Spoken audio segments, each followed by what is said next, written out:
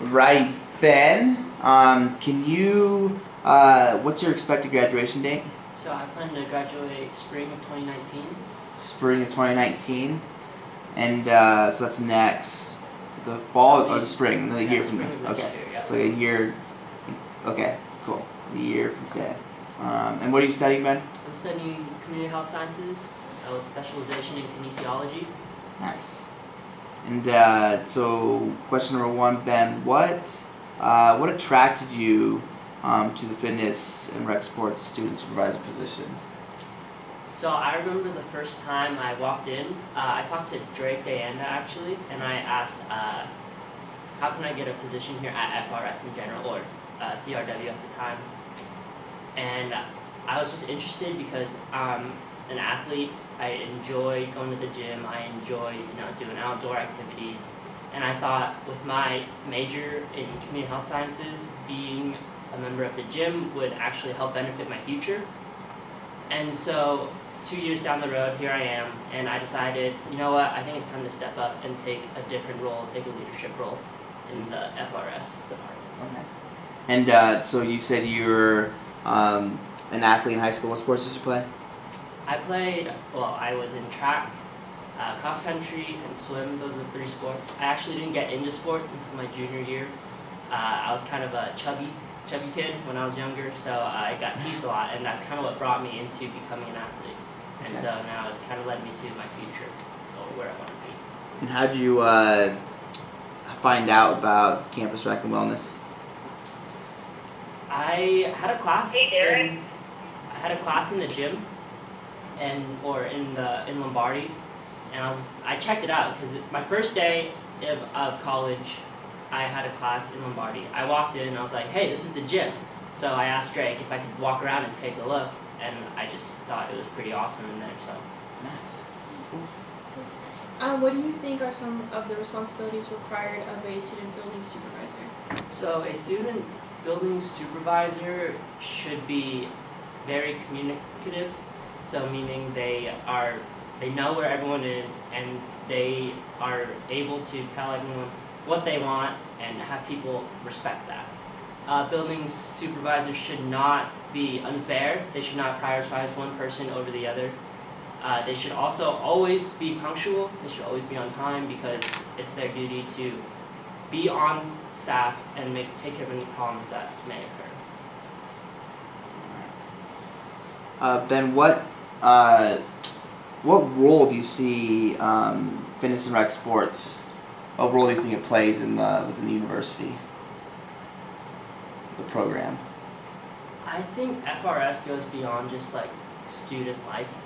I believe that if you come and you make like a routine to work out for yourself, that kind of builds off of that into later life where you're more active, you're more aware of being healthy, as opposed to not having this type of facility, because this facility is so amazing that people are more inclined to come. I mean, Lombardi was great, but it was 2 floors, it was always busy, but I mean, look at this 4-floor building, more people are inclined to come and therefore establish a routine, and then later in life, they'll still have that kind of routine. So. Cool.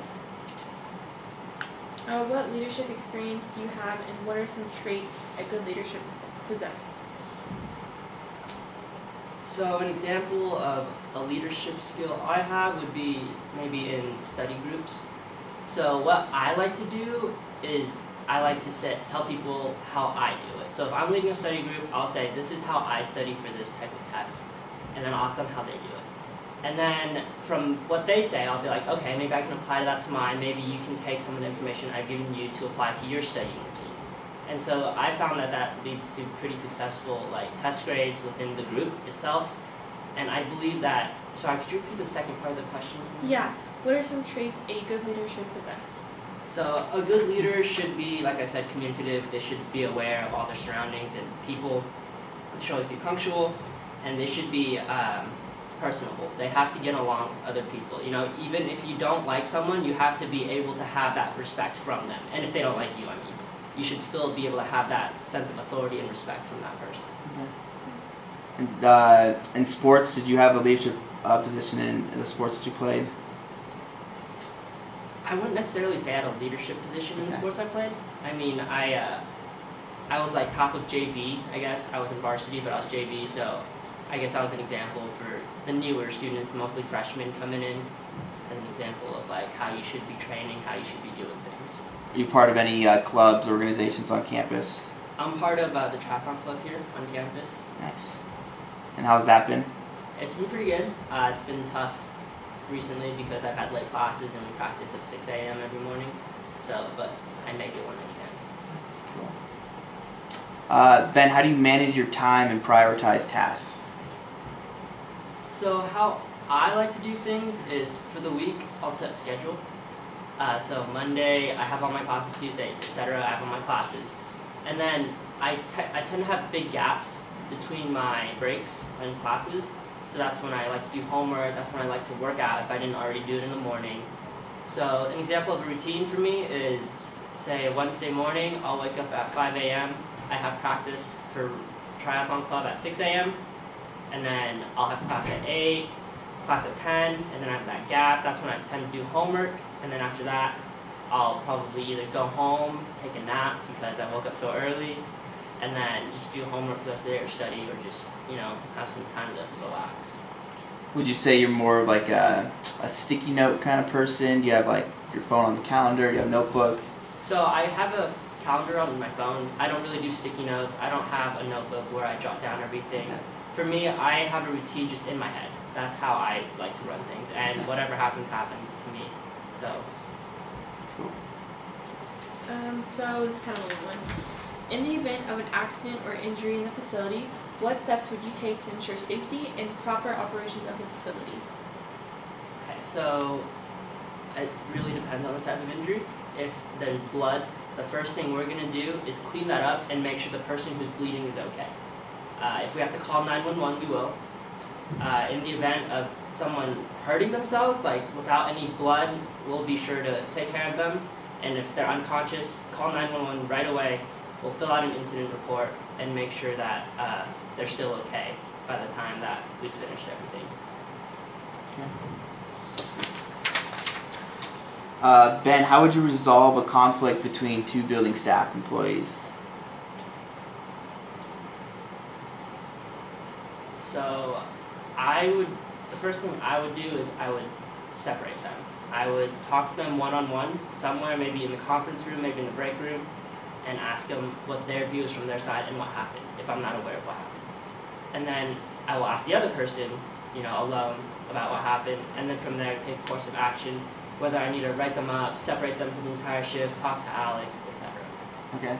And if it's on like a weekend, It's on the And weekend. it's like a weekend and I'm not here, and to the two employees like prior to that during that week, they kind of, I don't know, they just had a problem with each other, and one of them said, I can't work with this individual in the building. In the event of that, I would ask them if they can cover that shift. If they had told me beforehand, I would ask them to tell me beforehand if they would be comfortable working with this person. And if not, I would ask them to find someone to cover their shift. Okay, but in the event that that cannot happen, I will make sure that they're completely separated during the entire shift, where one person's at the desk and the other person is out on the floor, and I'll switch them out, without having them come in contact with each other. Okay. And a lot of times we don't really see a lot of conflict between two staff employees, but we see a lot of like conflict between a supervisor and a student employee. Say a student building staff member had like an issue with you in the supervisor position, and they didn't want to work with you, or they didn't want to speak to you during that shift, or they kind of give you a hard time during that shift when you asked them to do something. Like, how would you handle that situation? How would you make the most of that? So in the event that that happens, I myself feel like, supervisor is just a name to me, but I still believe we're all kind of equal, because a lot of these people that I will be supervising, I've been working with for 1 to 2 years, and I can see why they might have that problem with me being supervisor, but I'll just give them a heart-to-heart talk and say, look, I don't really see myself above you, but I'm just asking you to do this because that's part of our job, Okay. How do you want to improve yourself in the next year? So I myself don't really have a lot of leadership qualities, or I've never had a lot of leadership positions, and so this will definitely be a humongous growth in my ability to be a leader. So that's how I plan to grow from this position. What about in general? In general, I'll be graduating Mhm. next year, which will be awesome. It'll be my last year in college. So I think that there's a lot of room to improve a lot of my qualities before, I become a real adult. So Nice. And last question, Ben. Name someone that you idolize and why in 3 words. alright, let's say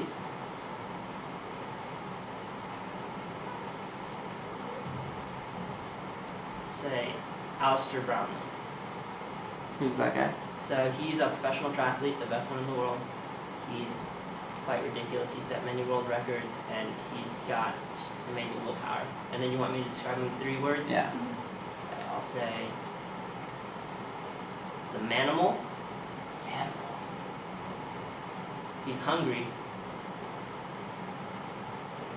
And then, let's see, one last word. I'll just say inspiring. Right. Matt, you have any questions for Ben? No. Ben, do you have any questions for us at this time? At this time, no. Right.